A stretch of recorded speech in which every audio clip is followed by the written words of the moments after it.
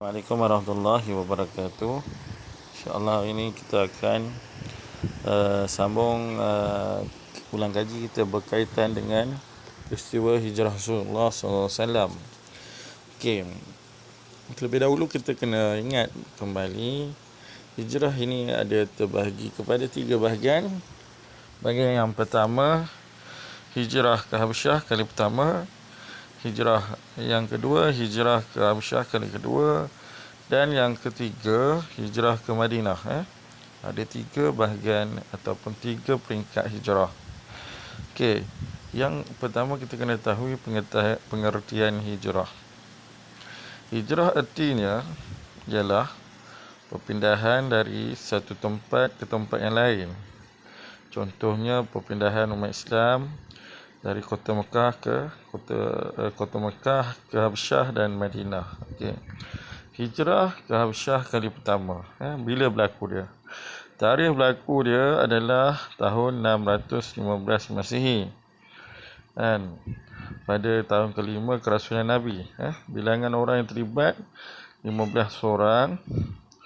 10 daripadanya adalah lelaki, 5 daripadanya orang perempuan. Okey. Sahabat yang terlibat adalah Uthman bin Affan, Zubair bin Awam, Abdul Rahman bin Auf, Uthman bin Ibnu Ma'zum, Ruqayyah binti Muhammad dan lain-lain. Sebab penghijrahan menyelamatkan agama dari sisaan masyarakat Quraisy. Okay? Ini tentang hijrah, hijrah kali pertama ke Habasyah. Okey, mereka yang bergerak secara senyap pada waktu malam menuju ke laut dan menumpang kapal dagang yang kebetulan akan berlayar ke Habasyah. Okay. Kaum muslimin mendapat layanan yang baik sewaktu menetap di sana. Terdapat umat Islam yang terbunuh akibat kesesaan ini seperti keluarga Ammar, Ammar bin Yasir. Penderitaan dan sesaan ini menyebabkan Nabi Muhammad SAW mengharapkan kaum muslim Mekah berpindah ke Habasyah. Kita tengok ada peristiwa yang amat menganyat hati, iaitu kematian keluarga Sumayyah kan.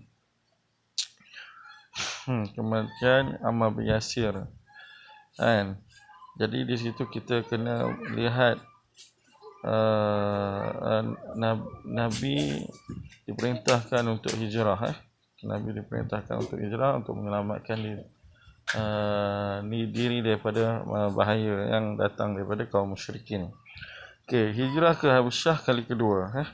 Tarikh berlaku hijrah ke Habasyah 617 Masihi, tahun ke-7 kerasulan. 110 orang, 83 orang lelaki dan 18 orang perempuan. Yang ketua rombongan Ja'far bin Abi Talib. Tahap penindasan dan penyelesaian terhadap orang Islam pada masa itu semakin hebat, sehingga Nabi memerintahkan hijrah juga. Raja Habasyah iaitu Raja Najasyi menyambut baik kedatangan umat Islam. Mereka bebas untuk beribadah kepada Allah tanpa gangguan, bahkan Islam boleh disebarkan kepada masyarakat Habasyah. Raja Najasyi ini mengetahui tentang Islam melalui Ja'far bin Abi Talib. Beliau tertarik untuk memeluk Islam. Ja'far menyatakan bahawa Islam mengajak umatnya supaya membebaskan perhambaan hamba. Hubungan silaturahim sesama manusia sentiasa melakukan kebaikan. Keislaman Raja Najasyi menyebabkan Islam mudah tersebar dan diterima oleh masyarakat Habasyah. Keislaman Raja Habasyah menyebabkan Islam tersebar dengan mudah. Dan ramailah yang masuk Islam pada ketika itu. Okey. Hijrah yang kedua, hijrah ke Madinah. Tarikh 12 Rabiul Awal tahun ke-14 kerasulan 672, meneruskan penyebaran Islam sebagai strategi dakwah dalam keadaan aman, kerana di Mekah kaum muslimin menerima ancaman daripada kaum musyrikin. Pada malam peristiwa hijrah, musyrikin Mekah telah mengepung rumah Rasulullah SAW. untuk membunuh baginda, tetapi Nabi berjaya menyusup keluar dari rumah ketika kaum Quraisy tidur.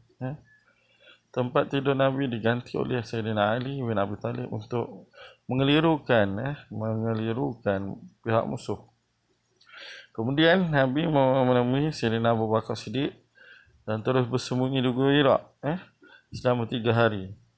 Setelah memastikan keadaan ini selamat, Nabi Muhammad dan Sayyidina Abu Bakar bergerak menuju ke Madinah dengan menaiki unta. Ketibaan Rasulullah SAW disambut dengan kegembiraan dan alunan nasyid sebagai tanda penerimaan masyarakat Madinah. Atas lantas hijrah tu berlakulah persaudaraan antara Muhajirin dan Ansar. Muhajirin adalah orang yang berhijrah, Ansar adalah orang yang menyambut orang yang berhijrah. Yang ini mereka yang berada di Madinah.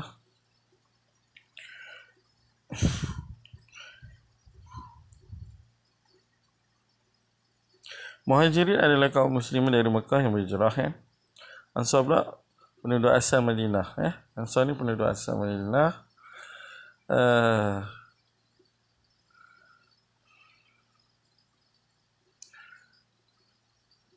Hijrah ni sebagai langkah untuk memperkuatkan kedudukan orang Islam di Madinah dan menjamin keselamatan, iaitu mempersaudarakan kaum Ansar dan Muhajirin. Tujuan hijrah ni adalah untuk selamatkan kaum Muhajirin dan Ansar, dalam masa sama untuk berdakwah, dalam masa yang sama mempersaudarakan antara Muhajirin dan Ansar. Itu adalah beberapa tujuan daripada hijrah itu sendiri. Rasulullah SAW telah mempersaudarakan Abu Bakar Siddiq, Al-Kharijah binti Zuhair, Umar bin Khattab, Utaibah bin Malik, Uthman bin Affan, Ausul bin Sabit. Tujuan persaudaraan antara Muhajirin dan Ansar ni adalah untuk membantu kaum Muhajirin menyesuaikan diri di tempat baru, mewujudkan keamanan dan ketenteraman rakyat, menghilangkan perasaan rindu dan sedih kaum Muhajirin kepada apabila mereka meninggalkan Mekah ni. Yang keempatnya, mewujudkan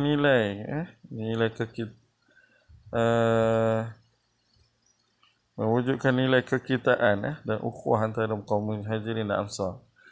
Yang kelima, Islam dapat disebarkan dengan lebih mudah dan berkesan. Itu yang kita tengok daripada hijrah Nabi SAW. Cukup sekadar tu untuk hari ini. Kita ulang untuk tajuk ini saja.